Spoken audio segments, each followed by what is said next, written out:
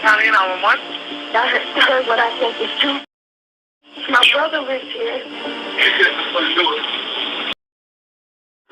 My brother said my husband was hit. So detectives arrive to the scene, find a male victim on his front porch. They see his keys are still in the door. His phone and iPad are next to him. He was hit twice with the UWAP.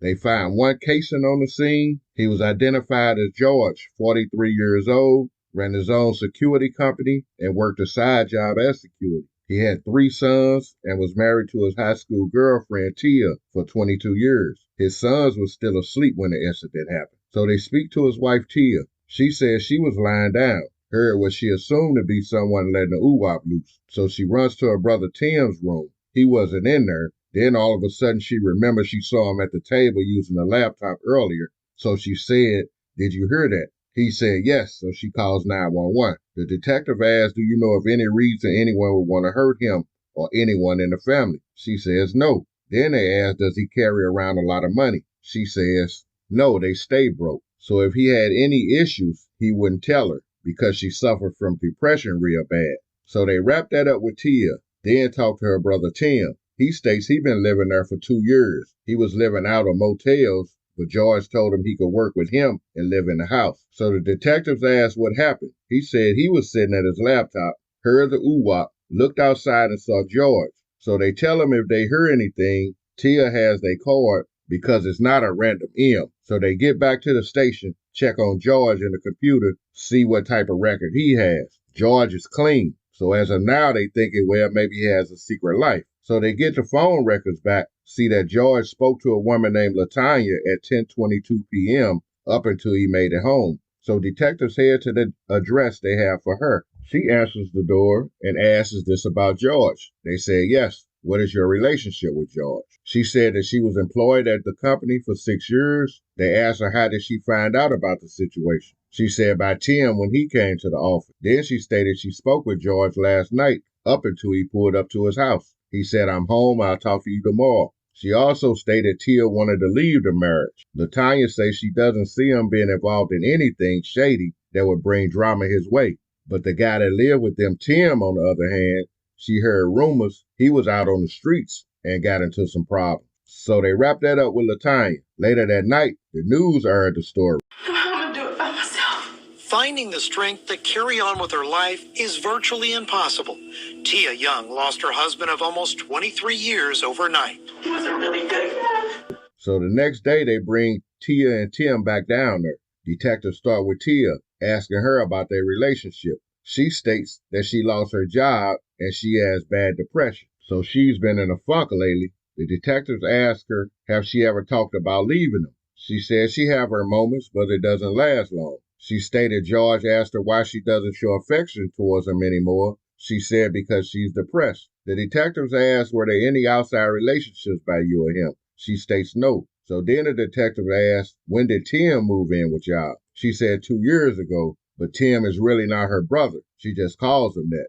Then she asked, where is George now? They stated he's in the morgue. Then she claims that she hasn't even checked on the life insurance policy. So they end their interview with Tia. But before they talked to Tim, a neighbor called and said someone came out that house, grabbed something from under the truck, and ran back into the house. So they start interviewing Tim. The detectives start by asking him, you said you heard the UWAP, looked out the window, and saw George. He said yes. Then the detectives asked, at what point did you look under the car? Tim smiles and says, I know where you're going. He said George knew something was going on, so he had him put a tracker on his truck. In the event something happened to him, he know where the truck is. So detective asked Tim, he's laying on the ground, why would you be worried about the tracker? They asked, how do you monitor the tracker?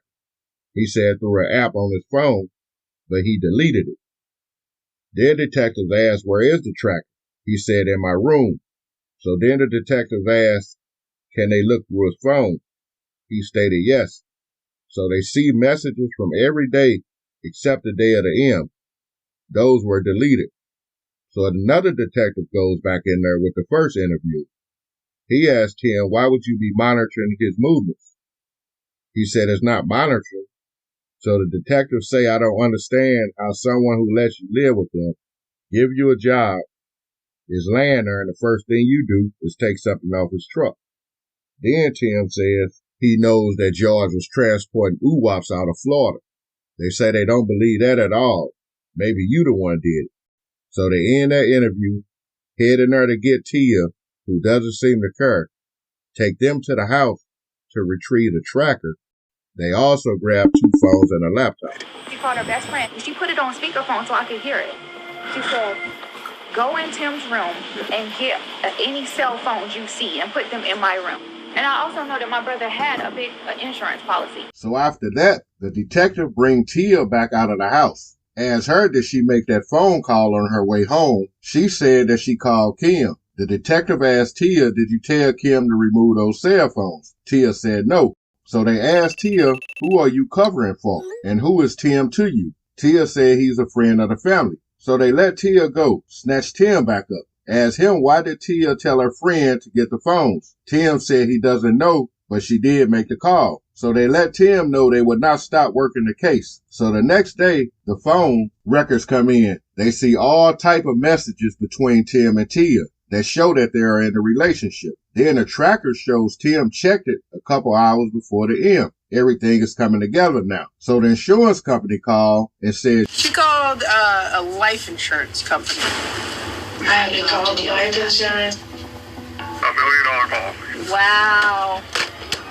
You tell them not to pay that. Then the laptop records come back and everything on the day of the end was erased. So with all the lies, the tracker, life insurance policy, and the affair, they were able to get warrants for Tim and Tia. They both come to the station. They start with Tim, present him with messages showing their relationship. Tim asks for a lawyer. Now the detective goes see Tia. They tell her he has a lot of information that Tim did it. He said Tim didn't deny it, but he implicated you also. Tia said that's a lie. So they presented her with the messages also. And she admitted the relationship, but denied committing the M. So they charged Tia and Tim with malice M, felony M, and aggravated assault. Close to a year after Tim and Tia was charged, they decided not to testify against each other. So the court combines the cases together. Now the prosecution has to prove to the jury that both of them planned and carried out the crime. The defense strategy was to show the jury there's not enough evidence for a conviction. So March 2019, the trial began. Prosecution starts by presenting what they think caused George's M. They said that Tia and Tim laid and waited on George, hit him with the UWAP. Prosecution wanted to shine a dark light on both of them. They talked about the affair and the money matter. The defense focused on what the prosecution didn't have. No eyewitness, no physical evidence, and no UWAP. The defense also said George had gambling problems and some financial issues. And they found a guy he was borrowing a lot of money from. The prosecution said money was the motive for Tim and Tia. They said the first thing she did was check on the policy. Then prosecutors showed video of Tim and Tia constantly lying during interviews and let the jury know they had a track on George's vehicle, which Tim removed and hid it. The defense said he had the track on a vehicle because he was with his wife. That doesn't mean he did the M. Now prosecutors point out the amount of time that expired between the 911 call. They say 7 to 8 minutes. The defense said no one recorded the time when he was hit. Everybody has a different timeline. The jury deliberated,